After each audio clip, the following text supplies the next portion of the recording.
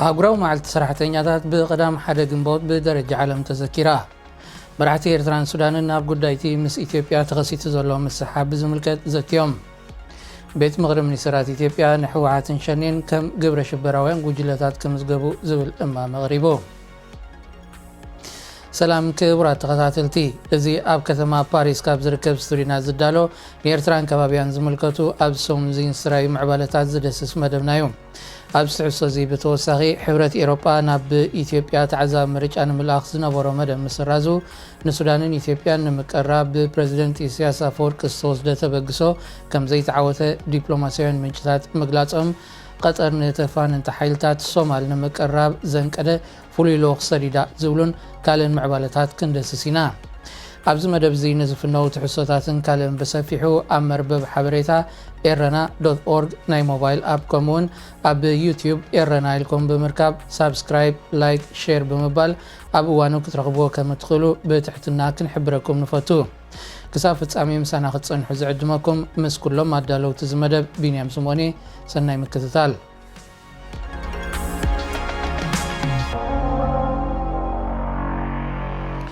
اب ኢየሩሳሌም መንጎ ኢትዮጵያውያን ነጋዴያንን ግብጻውያን ካህናት ኦርቶዶክስ ተዋህዶም ግጭት ተላዒሉ المسرى اليوم ابناي 30 ميازي حتى مو بزغربو زينا كاب ኢትዮጵያ በዓል ትንሳኤ ንምኽባር ዝነገዱ ሃይማኖታውያን ኣብቲ ቤተ ክርስቲያን ባንዲራ ኢትዮጵያ በመንበልባሎም እቲ ግጭት ከም ሰላዕለ መልኪቱ እቶም ግብጻውያን ካህናት ቤተ ክርስቲያን ገና በግብጽ ከም ዝውነን ኢትዮጵያውያን ኣሽሽተኻ ግጭት ንምልዓል ኮነ ኢሎም ነቲ ባንዲራ ዘርጊሑ መኽብልዮም ዝኸሱ ኢትዮጵያውያን ካህናት በወገኖም ኣብቲ ዝግበኦም ቦታ ከም ዝነበሩ ኣብቲ ዘርግሕዎ ቴንዳታት ከዓ ብዝመሰሎም መገዲ ሃይማኖታዊ ግቦም ክፍጽሙ ከም ዝኽእሉ የዘኻኽሩ ፖሊስ ከተማ ኢየሩሳሌም ነቲ ኩነታት ከም ዘረጋግዎ ዝገለጹ ናይ ዓይኒ መሰኻኽር እቲ ግጭት ካብ ሃይማኖታውን ታሪኻውን ጉዳይ ዝያዳ ጉዳይ ፖለቲካ ምንባሩ ገሊጾም እቲ ግጭት ዝተለዓለሉ ብገዳም ሱልጣን ዝፍለጥ ቤተ ክርስቲያን ኦርቶዶክስ ተዋህዶ ኣብ 1950 ዓመተ ምህረት ተመሳሳሊ ፀገም ኣጋጢምዎ ከም ዝነበረ መዛግብቲ ሃገር የመልክቱ ኣህጉራዊ መዓልቲ ሰራሕተኛታት መሰል ሰራሕተኛታት ክሕሎ ብዝፅውዑ ሰላማዊ ሰልፍታትን ካልእ ንጥፈታትን ብቀዳም ሓደ ግንቦት ብደረጃ ዓለም ተዘኪራ ኣብ መብዛሕትኡ ሃገራት ምስጋት ለበዳ ኮሮና ቫይረስ ብዝተሓዝ ምትኻባት ተኸልኪሉ እኳ እንተሎ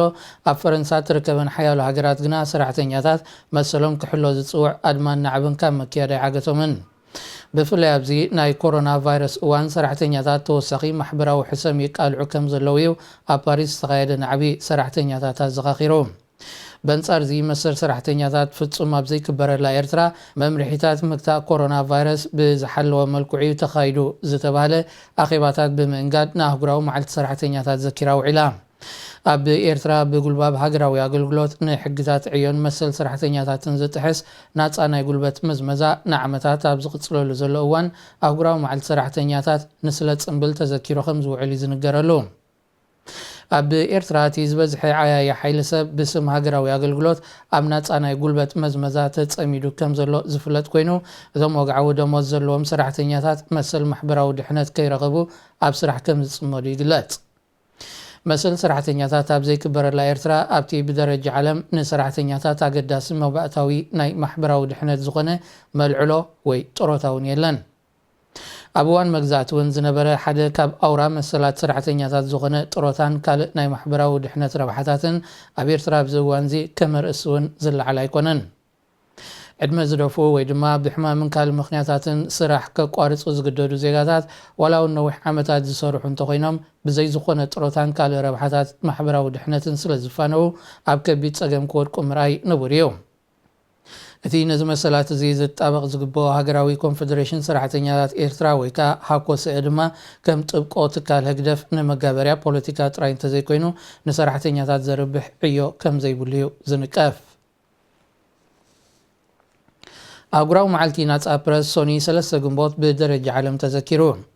እዚ ኣብ ዝተፈላለዩ ሃገራት ዘተኮረ ኣህጉራዊ መዓልቲ ናፃ ፕረስ ኤርትራ ብትርከበን ሓያሎ ሃገራት ዓለም ህዝቢ ሓሳቡ ብናፃ ናይ ምግላፅ መሰል ተሓሪሙ ምህላው ኩልሑ ኣብዛ ዕለት መንግስቲ ኤርትራ ካብ ቀዳሞት ፀላእቲ ፕረስ ምዃኑ ኣብ ዝተፈላለዩ ኩርናዓት ዓለም ዝወፅእ ዘሎ መግለፂታት የመልክት ኣብዚ ናይ ሎም ዓመት ኣህጉራዊ መዓልቲ ናጻ ፕረስ ቀዳሞት ጸላቲ ናጻ ፕረስ ተባሂሎም ብሕማቕ ኣብነት ካብ ዝተጠቕሱ መራሕቲ ፕረዚደንት ኢሳያስ ኣፈወርቂ ጉኑን ስም ሒዙ ቀሪቡሎ። ኣብ ኤርትራ ካብ 2001 ኣትሒዞም በብእዋኑ ኣብ ቀይዲ ዝኣተዉ ልዕሊ 20 ዝኾኑ ጋዜጠኛታትን ናይ ብሕቲ ጋዜጣታት ኣዳለውቲ ከምኡውን ጋዜጠኛታት ሚኒስትሪ ዜናን ሃልዋቶም ኣይፍለጥን። ኣብ ኤርትራ ኣብዚ እዋን ዝኾነ ናይ ብሕቲ ጋዜጣ ይኹን ካልእ ማዕከን ዜና ብዘይምህላውን ንሓያሎ ዓመታት ንዝተቐየዱ ጋዜጠኛታት ከዓ ናብ ቤት ፍርዲ ብዘይምቕራቦምን ኤርትራ ነዚ ዝሓለፈ 20 ዓመታት ብናጻ ፕረስ ኣብ ድሕሪት ምስ ዝስርዓ ሃገራት ትርከብ። ጋዜጠኛታት ብዘይዶባ ኣብዚ ዓመት እዚ ብዘስፈሮ ጸብጻብ ኤርትራ ብደረጃ ናጽነት ፕረስ ካብ 180 ሃገራት ኣብ መወዳእታ እዩ ሰሪዕዋ። መራሕቲ ኤርትራን ሱዳንን ናብ ጉዳይቲ ምስ ኢትዮጵያ ተኸሲቱ ዘሎ ምስሕሓብ ብዝምልከት ዘትዮም። እቲ ዘተ ዝተኻየደ ፕረዚደንት ኢሳያስ ኣፈወርቂ ምስ ኣቦ ወንበር ልኡላዊ ቤት ምኽሪ ሱዳን ጀነራል ዓብዱልፈታሕ አልቡርሃን ብ4 ግንቦት ኣብ ካርቱም ድሕሪ ዝገበሮ ርክብ እዩ። ሱዳን ምስ መንግስቲ ኢትዮጵያ ስልታዊ ዝምድና መስሪቱ ዝርከብ መንግስቲ ኤርትራ ኣብቲ ምስ ኢትዮጵያ ጋጢምዋ ዘሎ ምስሕሓብ ማእከላይ መርገፂ ክሕዝ እዩ ዝብል እምነት ከም ዘለዋ ዝገለጹ ዲፕሎማሰኛታት ብዛዕባ እዚ ብዝምልከት ንምዝርራብ ክልቲኦም መራሕቲ ኣብ 28 ሚያዝያ ኣብ ካርቱም ክራኸቡ ምዃኖም ኣቐዲሞም ንሬድዮ ረና ሓቢሮም እዮም። እንተኾነ ጀነራል አልቡርሃን ኣብ ስነ ስርዓት ቀብሪ ናይቲ ብሃንደበት ዝሞተ ፕረዚደንት ጫድ ኢድሪስ ደቢ ንምስታፍ ናብቲ ሃገር ስለ ዘምርሐ ዑደት ፕረዚደንት ኢሳያስ ብሓደ ሰሙን ከም ዝተደናጉ የረድዮም። ሱዳንን ኢትዮጵያን ብዘይካቲ ብጉዳይ ናይል ተፈጢሩ ዘሎ ንዓመታት ዝቕፅለ ዘይምረዳእ ካብ 6 ሕዳር 2020 ጀሚሩ እውን ኣብ ዶባተን ናብ ኩናት ዘምርሐ ምስሕሓብ ተኸሲቱ ይርከብ። ኣብቲ ዘሰዓሕብ ዶባት ሰራዊት ኤርትራ ንሰራዊት ኢትዮጵያ ብምድጋፍ ወፊሩ ከም ዘሎ ምንጭታት ሱዳን ይጠቕሱ እዮም። ኣብ ኩናት ትግራይ ብሓባር ዝሳተፉ ዘለዉ መንግስታት ኤርትራን ኢትዮጵያን ኣብ ግንባር ሱዳን እውን ኣብ ስለያን ካልእ ወተሃደራዊ ምስጢራትን ርክባት ክህልዎም ከም ዝኽእል ሱዳን ስጋኣት ከም ዘለዋ ወተሃደራውያን ምንጭታት ብተወሳኺ ይረድኡ። መንግስቲ ሱዳን ግና ብወግዒ ይገለጽን። ምስ ሱዳን ወጊኑ ዝርከብ ፕረዚደንት ግብፂ ዓብዱልፈታሕ አልሲሲ ብዛዕባ እዚ ተኸሲቱ ዘሎ ምስሕሓባትን ወጥርን ብዝምልከት ንምዝታይ ፕረዚደንት ኢሳያስ ኣፈወርቂ ኣብ ወርሒ ለካቲት ወይ መጋቢት ናብቲ ሃገር ንምብፃሕ ዘቕረቦ ጠለብ ናብ ካልእ እዋን ከም ዘሰጋገሮ ኣቐዲሙ ተመልኪቱ እዩ። ኣብ ከተማ ፓሪስ ካብ ዝርከብ ስቱድዮና ዝዳሎ ኣብዚ ሰሙን እዚ ኣብ ኤርትራን ከባቢያን ንዝተረኣዩ ምዕባለታት ምስ ዝድህስስ መደብ ኢኹም ዘለኹም ክቡራት ተኸታተልቲ። ሕብረት ኤሮጳ ናብ ኢትዮጵያ ተዓዛቢ ምርጫ ንምልኣኽ ዝነበሮ መደብ ሰሪዙ። እቲ ሕብረት ነቲ መደብ ዝሰረዞ ትልቕ ክህልዎ ብዛዕባ ዝኽእል ናጽነትን ዓይነት መሳርሒ ርክባትን ብዝምልከት ምስ መንግስቲ ኢትዮጵያ ኣብ ምርድዳእ ክበፅሕ ብዘይምኽኣል እዩ። ላዕለዋይ ወኪል ቤት ምኽሪ ሚኒስትራት ሕብረት ኤሮጳ ጆሴፍ ቦረል ናብ 27 ኣባላት ሕብረት ኣብ ዘመሓላለፎ መልእኽቲ ኣብ ኢትዮጵያ ቅድሚ ምርጫ ንዝካየድ ምድላዋት ይኹን ምዝገባ መረፅቲ ከም ዘይዕዘብ ኣረጋጊጹ። ወኪል መንግስቲ ኢትዮጵያ ኣምባሳደር ዲና ሙፍቲ ብወገኑ እቲ ቀንዲ ዝተፈጥረ ዘይምርድዳእ ኣብ ጉዳይ መሳርሒ ርክባት ምዃኑ ብምጥቃስ እቲ ሕብረት ካብ ስርዓተ ርክባት ኢትዮጵያ ወፃኢ ዝኾነ ቪሳት ዝተባህለ መሳርሒ ክጥቀም መምራፁ ዝተላዕለ ክብል ኣረዲዩ። ቤት ምኽሪ ሚኒስትራት ጉዳያት ወፃኢ ሕብረት ኤሮጳ ኣብ ጉዳይ ኢትዮጵያን ኩናት ትግራይን ብዝምልከት ብ19 ሚያዝያ ኣብ ዘካየዶ ኣኼባ እዩ ተዓዛቢ ምርጫ ንምልኣኽ ወሲኑ ነይሩ። ኣብ ውሽጢ 2 ዋርሕ 2 እዋን ፍሉይ ልኡኽ ናብ ኢትዮጵያ ዝሰደደ ሕብረት ኤሮጳ ብዘይካቲ ናይ ምርጫ ጉዳይ ሰራዊት ኤርትራ ካብ ትግራይ ክወፅእ መንግስቲ ኢትዮጵያ ናብ ትግራይ ብዘይ ዕንቅፋት ሰብኣዊ ሓገዛት ክባፅሕ ክፈቅድ ኣብ ትግራይ ዝተፈፀመ ገበናት ምግሃዝ ሰብኣዊ መሰላት ብናፃ ኣህጉራዊ ኣካል ክፃረን ገበን ዝፈፀሙ ኣካላት ድማ ክሕተቱን ዝብል ውሳኔታት ምሕላፉ ይዝከር። ፍሉይ ልኡኽ ኣሜሪካ ኣብ ዞባ ቀርኒ ኣፍሪቃ ጀፍሪ ፈልትማን ብዛዕባ እቲ ኢትዮጵያ ተሃንፆ ዘላ ዲጋን ኣጠቓቕማ ናይልን ብዝምልከት ምስ ፕረዚደንት ግብፂ ዓብደልፋታሕ አልሲሲ ተመያይጡ። እቲ ፍሉይ ልኡኽ ኣብቲ ብ5 ግንቦት ኣብ ካይሮ ዘካየዶ ምይይጥ ኣሜሪካ ነቲ ኣብቲ ዞባ ሓደ ካብ ዓበይቲ ብድሆታት ኮይኑ ዘሎ ምስሕሓብ መፍትሒ ኣብ መነዳይ እጃማ ክተበርክት ቀረብቲ ምህላው ኣረጋጊጹ። ጀፍሪ ፈልትማን ዝሓለፈ ሰሙን ፍሉይ ልኡኽ ምምሕዳር ባይደን ኣብ ዞባ ቀርኒ ኣፍሪቃ ኮይኑ ድሕሪ ምምዛዙ ናይ ፈለማ ዑደቱ ብ4 ግንቦት ብግብፂ ፈሊሙ ናብ ኤርትራ ሱዳንን ኢትዮጵያን ብምብፃሕ ምስ መራሕተን ዘትዩ እዩ። ንሱብቲ ምስ መራሕቲ ናይቲ ዞባ ዘካየዶ ርክባት ኩናት ትግራይ ዶባዊ ምስሓብ ሱዳንን ኢትዮጵያን ከምኡውን ኢትዮጵያ ተሃንፆ ዘላ ዲጋን ምስ ሱዳን ግብፅን ፈጢሩላ ዘሎ ምስሓብን ኣውራ ኣጀንዳታቱ ምዃኑ ተፈሊጡሎ። ሱዳንን ግብፅን ናብ ጉዳይቲ ኢትዮጵያ ተሃንጾ ዘላ ዲጋ ተሃድሶን ኣጠቓቕማ ናይልን ብዝምልከት ኣሜሪካ፣ ሕብረት ኤሮጳ፣ ሕቡራት ሃገራትን ሕብረት ኣፍሪቃን ከም ሸምገልቲ ክሳተፉ ክጠልባ እንከለዋ ኢትዮጵያ ግና ስሉሳዊ ዘተ ጥራይ ክቕፅል እያ ትጠልብ። ብኻል ወገን ብጉዳይ ዶብን ኣጠቓቕማ ናይልን ተተፋኒነን ዝርከባ ናብ ግጭት ድማ ዘምርሓ ሱዳንን ኢትዮጵያን ንምቅርራብ ብፕሬዚደንት ኢሳያስ ኣፈወርቂ ዝተወስደ ተበግሶ ከም ዘይተዓወተ ዲፕሎማስያውያን ምንጭታት ሓቢሮም። ፕሬዚደንት ኢሳያስ ብዛዕባ ዶባዊ ምስሓብ ኢትዮጵያን ሱዳንን ከምኡ ድማ ህልው ዞባዊ ኩነታት ብዝምልከት ምስ ኣቦ ወንበር ልኡላዊ ባይቶ ቤት ምኽሪ ሱዳን ጀነራል ዓብዱልፈታሕ አልቡርሃን ንምዝራብ ብ4 ግንቦት ኣብ ሱዳን ድሕሪ ዘካየዶ ምብፃሕ እዩ እቲ ዝቐረበ ናይ ሽምግልና ተበግሶ ከም ዘይተዓወተ ተገሊጹ። ሱዳን ካብ 6 ሕዳር 2020 ኣትሒዛ ኣብ ትሕቲ ቁፅፅር ኣትያቶ ዘላ ሰፊሕ ናይ ሕርሻ መሬት ዞባ ኣልፋሽጋ ን26 ዓመታት ብኢትዮጵያ ተጎቢጡ ዝፀንሐ ምዃኑ ብምጥቃስ ኢትዮጵያ ነዚ ምስ እተኣምን ጥራይ ናብ ዘተ ከም እትቐርብ እያ ትገልጽ። ኢትዮጵያ ድማ በንጻሩ ናብ ዘተ ክትቀርብ እንተኮይና ሱዳን ናብቲ ቅድሚ 6 ሕዳር ዝነበረ ከባቢታት ክትስሕብ ትጠልብ። ዶባዊ ምስሓብ ሱዳንን ኢትዮጵያን ንምሽምጋል ብደቡብ ሱዳን ዝተወስደ ተበግሶ ብመንግስቲ ሱዳን ተቐባልነት እኳ እንተረኸበ ኢትዮጵያ ዘቐመጠቶ ሱዳን ናብቲ ቅድሚ 6 ሕዳር ዝነበረ ግዝኣት ቅድም ትመለስ ዝብል ቅድመ ኩነት ብሱዳን ተቐባልነት ስለ ዘይረኸበ ከም ዝተዓንቀፈ ይዝከር።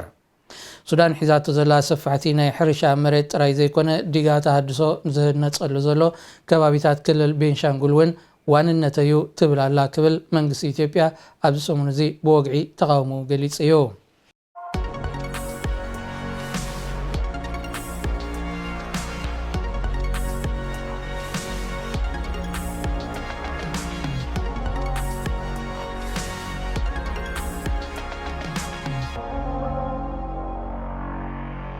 ቤት ምኽሪ ሚኒስትራት ኢትዮጵያ ንሕወሓትን ሸኔን ከም ግብረ ሽበራውያን ጉጅለታት ክምዝገቡ ዝብል እማም ኣቕሪቡ። እቲ ቤት ምኽሪ ሚኒስትራት ብሓደ ግንቦት ኣብ ዘካየደ ኣኼባ ከም ውሳኔ ሓሳብ ኢሉ ዘቕረቦ ኣብ ዝሓለፈ 3 ዓመታት ኣብ ዝተፈላለዩ ክፋላት ኢትዮጵያ ንዝተኻየዱ መጥቃዕትታት በዞም ክልተ ውድባት ዝተፈጸሙ ወይ ዝተሃንደሱ እዮም ክብል ከሲሱ። ብሰንኪቲ ዝተኻየደ መጥቃዕትታት ህይወት ኣሽሓት ዜጋታት ምሕላፉ ንብረት ምዕናውን ስድራ ቤታት ካብ ቤት ንብረተን ምምዝባሉን ኩሉ ነቲ ቅድሚ 3 ዓመት ዝመፀ ለውጢ ንምፍሻልን ዝዓለመ ምንባሩ እቲ ቤት ምኽሪ ሚኒስትራት ኣብ ዘውፅኦ እማም ከሲሱ።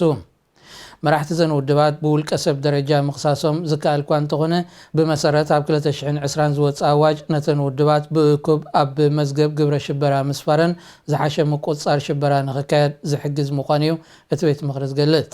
መንግስቲ ኢትዮጵያ ኣብታ ሃገር ብሰፊሑ ተባሪዑ ዘሎ ፖለቲካውን ዓሌት ዝመንቀልዩን ግጭታት ብናይ ደገ ሓይልታት ዝተመወለ እዩ ክብል ብተደጋጋሚ ክገልጽ ዝጸንሐ ኮይኑ ኣብዚ ናይ ዕለት 1 ግንቦት ኣኼባ እቶም ናይ ደገ ሓይልታት ነዘን ውድባት ከም መሳርሒ ክጥቀሙለን ጸኒሖም ብምባል ቤት ምኽሪ ሚኒስትራት ወቒሱ። ብመሰረት ዓንቀጽ 23 ናይቲ ኣብ 2020 ዝወፅእ ኣዋጅ ኣባላት ሕወሓትን ሸኔን ጥራይ ዘይኮኑ ተሓባበርትን ምስን ውድባት ዝኾነ ምትእስሳር ዘለዎም ውልቀ ሰባት እውን ተሓተቲ ምዃኖም እቲ ቤት ምኽሪ ይገልጽ። ወዱ ንፕሬዚደንት ዮወሪ ሙሴቪኒ ሌተናንት ጀነራል ሞሆዚ ካይነሩጋባ ዝርከቦም ላዕለዎት ወተሃደራውያን ኣዘዝቲ ዩጋንዳ ኣብ ኣህጉራዊ ቤት ፍርዲ ገበነኛታት ክሲ ከም ዝተመስረተሎም ዘጋርዲያን ሓቢሩ። ስድራ ቤታት ናይቶም ባዘዝ ሰራዊት ዩጋንዳ ድሕሪ ምእሳሮም ዳሃዮም ናይ ዝጠፍኡ ኣብ ማእሰርቲ ናይ ዝሳቀዩ ዜጋታት ዩጋንዳ ዝተወከሉ ጠበቃታት እዮም ነቲ ጥርዓን ናብ ቤት ፍርዲ ቀሪቦሞም። ኣኽበርቲ ሕጊ ኣህጉራዊ ቤት ፍርዲ ገበነኛታት ተወዳደርቲ ፕሬዚደንታዊ ምርጫ ዩጋንዳ ዝነበሩ ቦቢ ዋይንን ሮበርት ኩላጉያንን ሓይልታት ጸጥታ ዩጋንዳ ኣብ ልዕሊ ህዝቢ ብዝፈጸምዎ ገበናት ምግሃዝ ሰብኣዊ መሰላት ኣመልኪቶም ኣቐዲሞም ንዘቕረብዎ ክሲ ይምርምሩ ከም ዘለው እቲ ማዕከን ዜና ኣረጋጊጹ። እቲ ቀሪቡ ዘሎ ክስታት ናብ ኣህጉራዊ ቤት ፍርዲ ገበነኛታት ክቐርብ ዘኽእሎ ቅጥዕታት እንተማልዩ ድማ ክሱሳት ጉዳዮም ንምፅራይ ናብቲ ቤት ፍርዲ ክቐርቡ ክሕተቱ ተኽእሎ ኣሎ። ን34 ዓመታት ኣብ ስልጣን ዝርከብ ፕሬዚደንት ዮወሪ ሙሴቪኒ ተዓዊተሉ ኣብ ዝበሎ ምርጫ 2021 ሓይልታት ጸጥኡ ልዕሊ 50 ሰባት ከም ዝቐተለ እዩ ዝውቀስ። ወዲ 76 ዓመት ፕሬዚደንት ሙሴቪኒ ንወዲ 47 ዓመት በኹሪ ወዱ ዝለዓለ ወተሃደራዊ ማዕረግ ብምሃብ ኣብ 2017 ኣዛዚ ናይቲ ኣብ ሓለዋ ቤተ መንግስትን ኣገደሲ ትካላት መንግስትን ዝተዋፈረ ፍሉይ ሓይሊ ክኸውን ከም ዝመዘዞ ይግለጽ። ክቡራት ተኸታተልቲ ንሎሚ ዘዳለናይ ትሕሶና ኣብዚ ተዛዚሙሎ ነዘን ካልእን ትሕሶታትና ንምክትታል ኣብ www.erena.org ከምውን ናይ ሞባይል ኣፕ ኣብ ሞባይልኩም ብምውራድ ክትከታተልዎ ትኽእሉ። ብተወሳኺ ኣብ ናይ ዩቲዩብ ቻነልና ናይ ሰሙን ሙሉእ እዋናዊ ትሕሶ ንምክትታል ሳብስክራይብ፣ ላይክ ምስ ካልኦትን ብምክፋል ስድራ ቤት ኤረና ክትኮኑ ከም እትኽእሉ ብትሕትና ክንሕብረኩም ንፈቱ። ክሳብ ፍጻሜ ምሳና ምጽናሕኩም ዕዙዝ ምስጋና እናቕረብኩ ዝፋነወኩም ቢንያም ስምዖኔ። ሰላም ቅነ